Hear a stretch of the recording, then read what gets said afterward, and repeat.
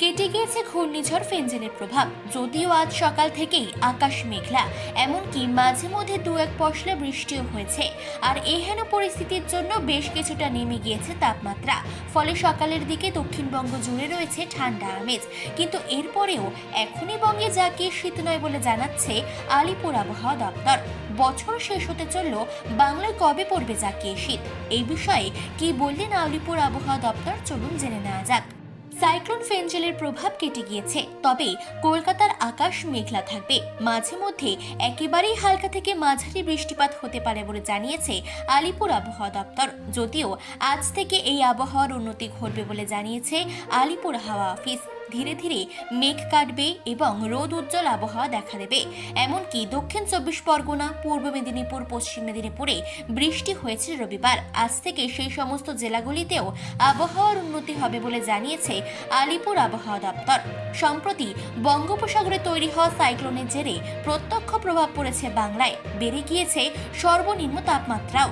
সকালের দিকে ফের ঠান্ডা অনুভূত হতে শুরু করেছে।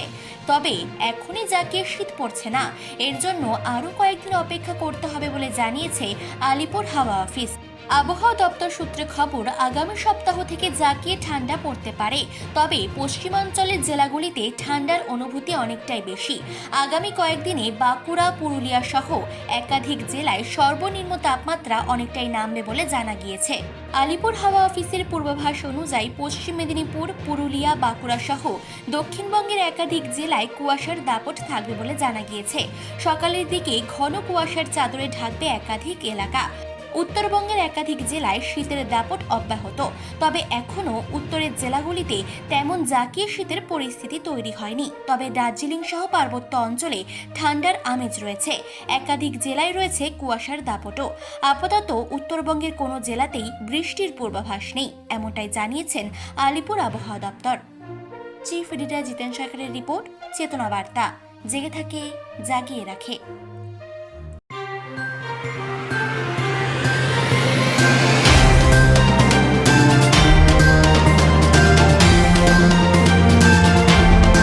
চেতনা বার্তা, জেগে থাকে, জাগিয়ে রাখে।